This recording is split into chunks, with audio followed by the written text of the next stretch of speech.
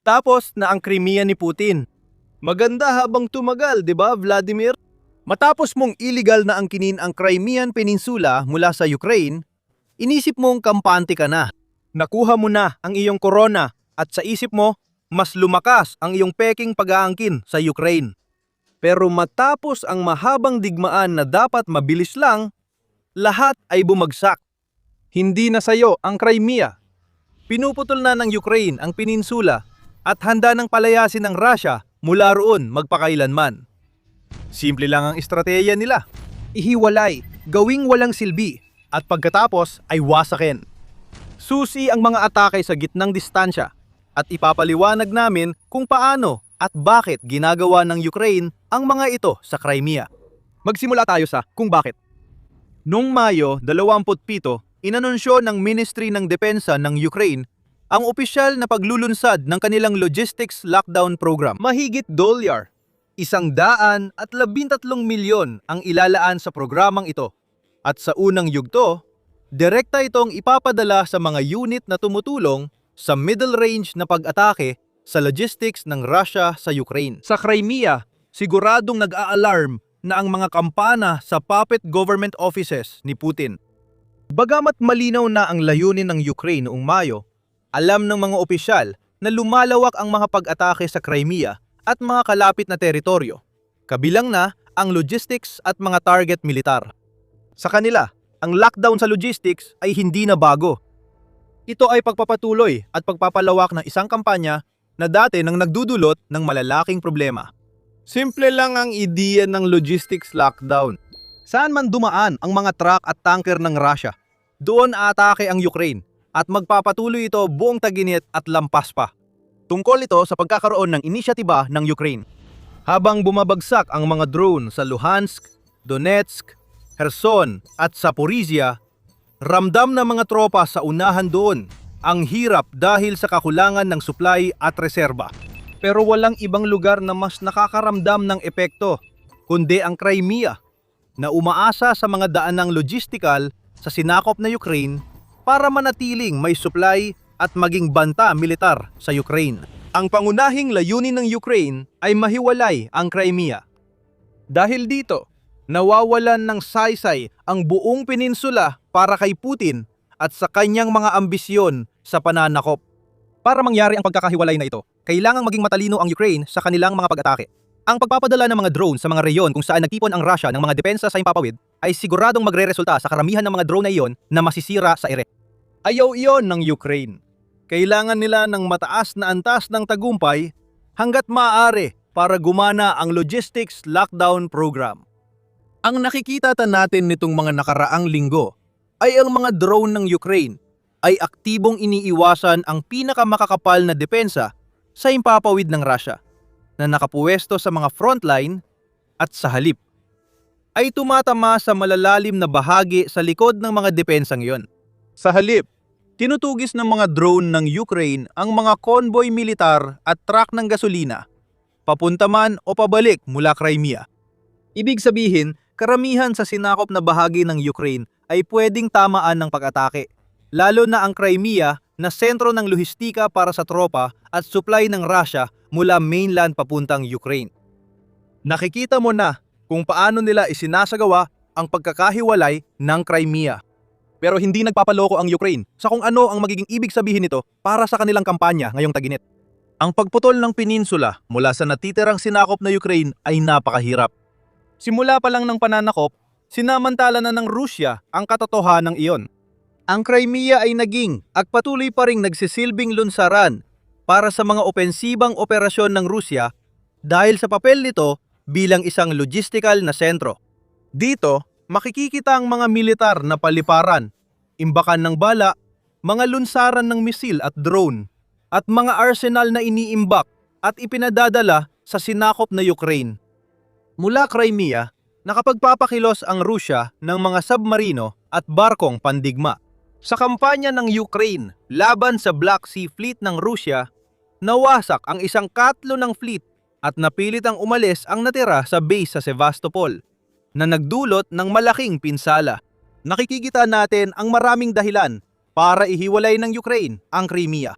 Napakahalaga nito para baliwalain mula sa pananaw ng estratehiya at ang pagpapalakas ng militar ni Putin sa peninsula ay nagsisilbing simbolo ng dominasyon sa Ukraine na gusto ng lider ng Rusya na paniwalaan ng mundo na hawak niya. Kahit malaki ang gawain, kailangan pa rin ito. Ang Crimea ay naging sentro ng plano ni Putin simula nang salakayin niya ito. Bago Pebrero 2022, nag-ipon ng tropa at armas ang Rusya sa peninsula. Ang mga sundalong iyon ang sumakop sa malaking bahagi ng timog Ukraine sa ilang araw mula simula ng espesyal na operasyong militar na nagbunsod ng matinding at brutal na digmaan. Kahit bago pa yon, ginagamit ng peninsula bilang simbolo ng lakas ng Rusya. Iniulat ng Ukraina na noong 2019 isiniwalat ng Ministry of Foreign Affairs ng Ukraine na nagtipon ng Rusya ng 12 multiple launch rocket systems, 40 tangke, 62 helikopter, 122 combat aircraft, 162 heavy artillery units, at 583 armored vehicles sa Crimea. Sa loob ng ilang taon, naganap ang pagpapalakas na ito, kaya naging susi ang Crimea sa lahat ng ginagawa ngayon ng Rusya. Ang paghiwalay sa peninsula ay hindi lang kagustuhan ng Ukraina, kundi paraan para maagaw ang susi sa estratehiya ng digmaan ng Rusya. Narinig mo na ang sapat tungkol sa dahilan sa puntong ito. Sa nakaimplementang programa ng pagharang sa lohistika, magkakaroon ka na rin ng ideya kung paano ito gagawin. Surin pa natin ng mas malalim. Binago ng bagong henerasyon ng mid-range drone ang paraan ng paglapit ng Ukraina sa Crimea. Kaya ng mga drone na ito naatakihin ang mga target ng Russia sa malalim na bahagi ng operasyon na karaniwang nasa pagitan ng 20 hanggang 200 kilometro sa likod ng mga linya ng labanan. Dito matatagpuan ang mga lohistika ng Russia, pati na rin ang mga command post, pagtitipon ng mga tropa, kalat-kalat na depensa sa himpapawid, at mga istasyon ng supply. Dito inaayos ang mga nangyayari sa harapan, kaya't sa pagtama sa lohistikal na ugat dito, nagagawa ng Ukraine na guluhin ang operasyon sa harapan at ihiwalay ang Crimea. Sa 3 buwang sunod hanggang Mayo, mas naging focus ng Ukraine ang middle strike strategy. Noong Mayo, nagsagawa ang Ukraine ng halos 50% na mas maraming pag-atake laban sa mga target sa gitnang distansya kumpara noong Abril. At ang pantaas na yon ay kasunod ng pagdodoble na ng Ukraine sa kanilang mga middle range strike mula Marso hanggang Abril at naging 4 na beses pa kung ikukumpara ang bilang ng Abril sa Pebrero. Patuloy ang pagtatayo sa Ukraine. Sa dulo ng Hunyo, aasahan natin ng panibagong pagtaas. Ang pangunahing target ng mga pag-ataking ito ay ang nabanggit na natin. Lahat mong gumagalaw sa mga kalsadang gamit ng Russia sa paghahatid ng supply sa at mula Crimea. Kabilang dito ang fuel tanker, supply truck, at military convoy na may sundalo. Lahat ng ito ay nasa plano ng Ukraine habang sinusubukan nitong gawing impyerno ang mga kalsadang ginagamit ng Russia para suportahan ng Crimea, puno ng mga nasunog na sasakyan. Ngayon, kahit saan ka tumingin sa kalsadang ito, kita ang epekto ng pag-atake ng Ukraine. Ang RR-280 highway nag-uugnay sa Rostov-on-Don sa Russia papuntang Mariupol, Melitopol at Crimea sa Ukraine ay naging mapanganib na daan para sa mga sasakyang Ruso na dumadaan dito. Mahalaga ang kalsadang yon para mapanatili ang kontrol sa Crimea. Ito na ang pangunahing ruta ng Russia papuntang peninsula mula nang paulit-ulit atakihin ng Ukraine ang Kerch Bridge na nagdudugtong sa Russia at Crimea na nagpatunay na lantad ang rutang iyon. Iniulat ng The Guardian na nangunguna ang 412th Nemesis Brigade ng Ukraine sa paggawa ng impyerno sa kalsadang iyon matapos nilang pabagsakin ang 12-12 ng truck at tanker sa RR-280 mula Mayo. Hindi sapapat ang pagsara ng kalsada para mahiwalay ang Crimea. Lubos na ikinagulat ng Russia ang nangyari matapos gawing delikado ang RR-280. Matapos ipakita ang lakas ng kanilang middle strike drone sa RR-280, nagpatuloy ang Ukraine sa paghahanap ng target. Ang mga logistical na node sa Kherson na nag-uugnay sa sinakop na Ukraine at Crimea ang sunod na target. Nung unang bahagi ng Hunyo, paulit-ulit na tinamaan ang tulay ng Tsenar sa Kherson. Kaya napilitan ng Russia na ilihis ang trapiko at magtayo ng pansamantalang pontoon crossing na hindi sapat para sa dami ng trapikong kailangan sa supply papasok at palabas ng Crimea. Noong Hunyo 13, iniulat ng Kiev Post na tinamaan ng Ukraine ang tulay ng Henichesk na nagtanggal ng isa pang rutang logistikal papuntang Crimea.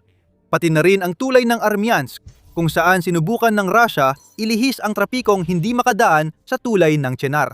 At dagdag pa sa sakit, tinamaan din ng Ukraine ang isang riles ng tren sa Kherson sa parehong araw na ipinapakita sa Russia na hindi na rin ito makakaasa sa riles para mapanatili ang daloy ng supply papasok ng Crimea. Makikita natin dito ang katalinuhan ng Ukraine. Pinutol nito ang pangunahing ugat kaya naging isa ang RR-280 sa pinakamapanganib na kalsada sa sinakop na Crimea. Target pa rin ang kalsadang yon habang ginagamit ito ng Rusya. Habang dumadaloy ang dugo mula sa mga sirang sasakyan at nasusunog na gasolina, patuloy namang tinatamaan ng Ukraine ang mga ugat na nagbibigay buhay sa Crimea. Isa-isa, pinuputol ng middle strike drones ang mga ugat at arteryang yon. Kaya napuputulan ng ulo at naiiwang hiwalay ang Crimea. Ipinapakita ng mga numero ang kampanya ng Ukraine at patuloy ang pagsisikap nitong ihiwalay ang Crimea. Pero bago natin talakayin ang lahat ng yan, isang mabilis na paalala na pinapanood mo ang The Military Show.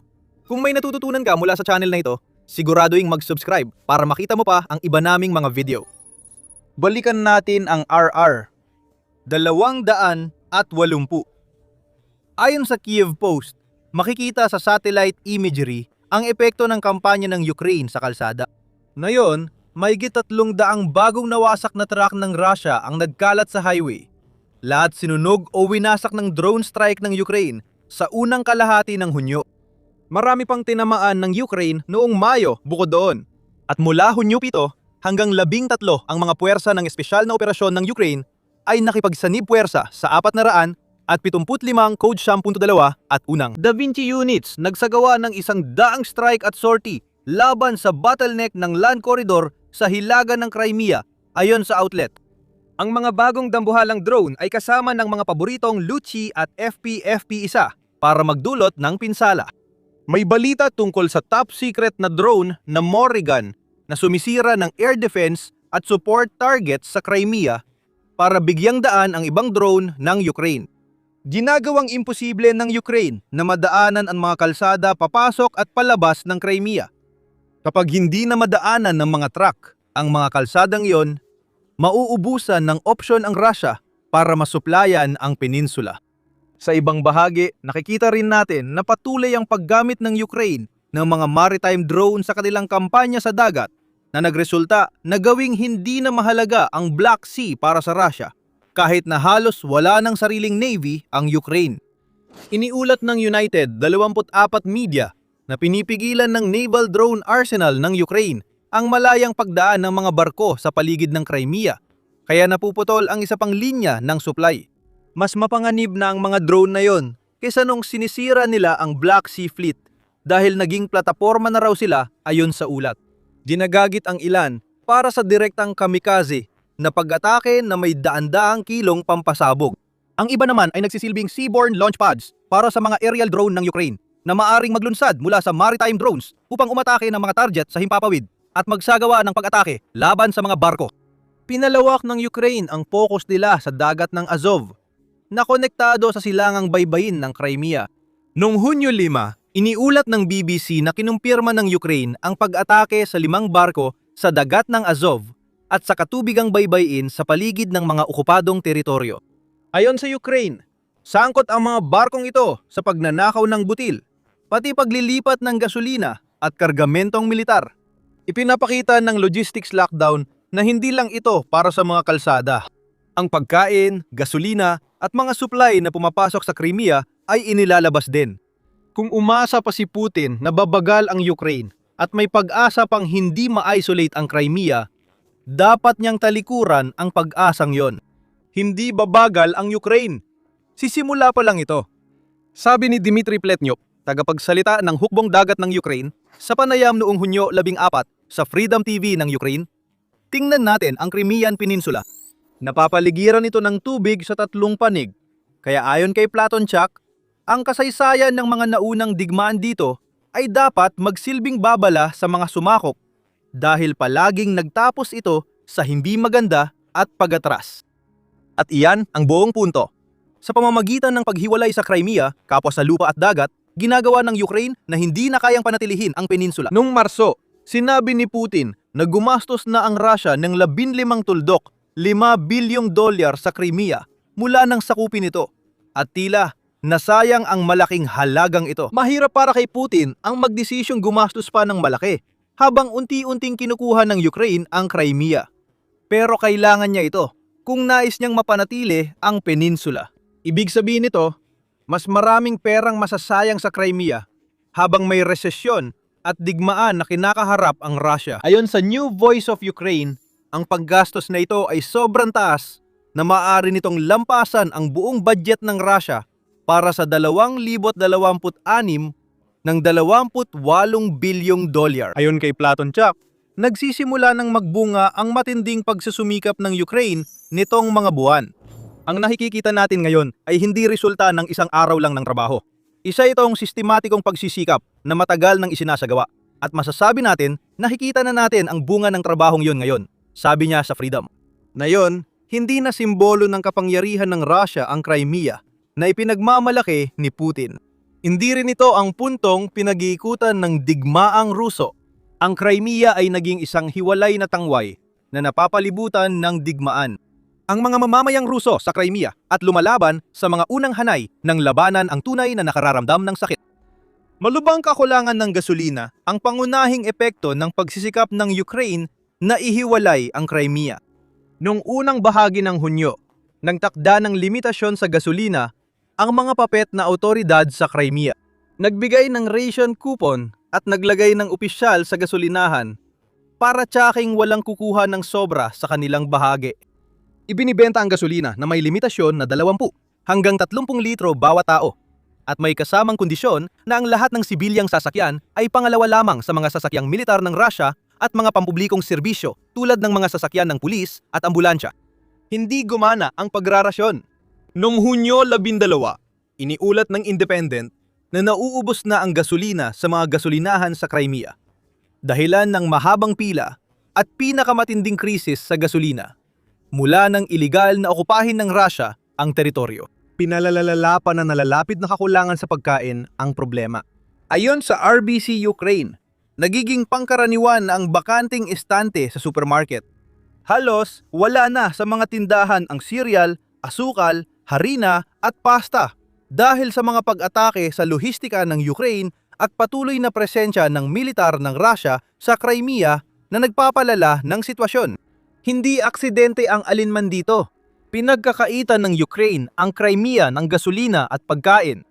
Bukod sa paghiwalay ng Crimea bilang estratehikong asset, pinapaalam ng Ukraine sa mga mananakop na Ruso sa peninsula na si Putin at ang pananakop niya ang sanhi ng kanilang mga problema. Militarily, mas hindi nakapakipakinabang ang Crimea sa Russia ngayon kumpara noong iligal na pag-aangkin nito noong 2014. Ang inaasahan sanang isa sa pinakamalalaking asset ng Russia at napatunay ang ganoon noong mga unang buwan at taon ng pananakop ni Putin ay isa na ngayong malaking pinagmumulan ng kahinaan. Ang mga sundalo sa unahan sa mga sinakop na teritoryo na umaasa sa supply at suporta mula sa Crimea ay napipilitang sumabak sa mga pag-atake bago pa man dumating ang anumang tulong para sa kanila. Hindi maiwasan ang mahihinang pag-atake at mas maraming namamatay sa unahan.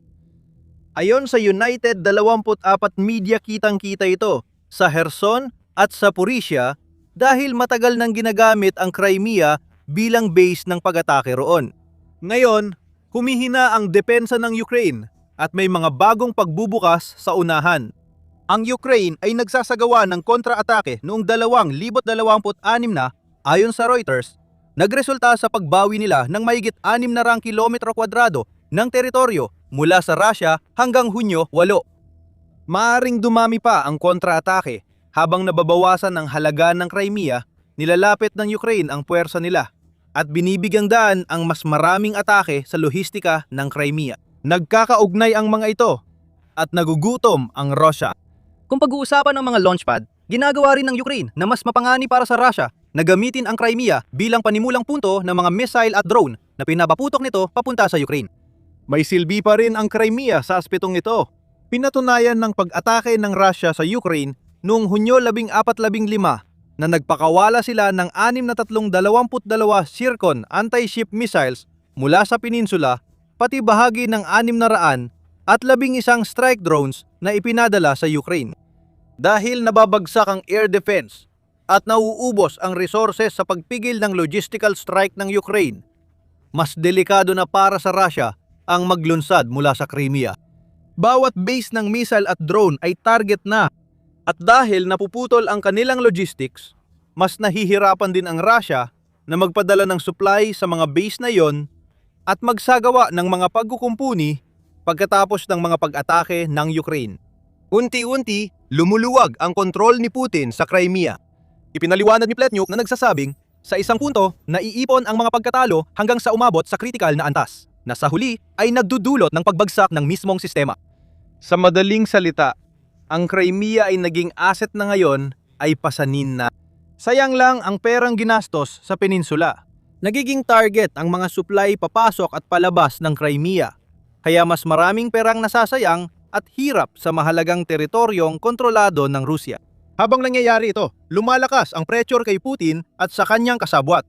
Dapat ipinagmamalaki ng puppet regime ng Crimea ang mga bagong tagumpay ng Rusya. Sa halip, napipilitan itong aminin na halos araw-araw ay matagumpay na inaatake ng Ukraine, na hindi pwedeng baliwalain ang mga sunog o tuloy-tuloy na pagdating ng serbisyong pang-emergency sa mga lugar na tinatamaan sa Crimea at karatig na teritoryo. Para sa Ukraine, itutuloy lang nila ang ginagawa nila. Bagamat mukhang malabo ang isang paglusob sa lupa para mabawi ang Crimea, ang paghiwalay sa peninsula ay nagpapawalang silbi nito para sa Russia. Maaring mapilitang makipagnosasyon si Putin na nagbibigay ng kalamangan sa Ukraine sa usapang kapayapaan. Kung tumanggi si Putin, mawawala sa kanya ang Crimea. Hindi manggagaling ang paglaya sa pagmarsa ng sundalong Ukrainian, kundi sa pag-atras ng Russia mula sa peninsula na nagiging mapanganib tirhan. Ito ay dahil sa estratehiya ng Ukraine. Kung gusto mong malaman ang ginagawa ng Ukraine laban sa Russia at Crimea, may perpektong video kami para sa iyo. Naalala mo ba ang tawiran sa Armyansk na nabanggit kanina? Pinapatunayan ng Ukraine na maling gamitin ng Russia ang tawiran na iyon para mapanatiling tuloy-tuloy ang daloy ng mga sasakyan papasok sa Crimea. Dumaan sa tulay ang mga sasakyang Ruso at nawala makalipas ang 2 minuto. Malalaman mo ang nangyari kapag pinanood mo ang aming video. Kung nagustuhan mo ito, mag-subscribe sa The Military Show para sa iba pang pagsusuri sa kampanya ng Ukraine sa Crimea. Salamat sa panonood.